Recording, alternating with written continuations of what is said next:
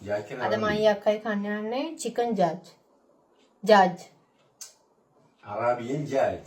Indonesian chicken. හරි හරි. judge. ඔන්න කෑ ගහන්න එපා. මාතර හොලමන්. අද මයි අක්කයි කන්න යන්නේ judge. judge නේ? Judge. අरे මගේ එක ඔන්න වෙලා කියන්නේ. හරි. judge. Arabian ah. Arabian judge. අද මයි අක්කයි කන්න යන්නේ බත් පුරවපු chicken judge. අරබියෙන් කියන්නේ judge කියලා. මේක ඇතුළට බත් පුරවලා තියෙන අපේ තාත්තා හැදුවේ. මෙහෙම තමයි චිකන් එක තියෙන්නේ.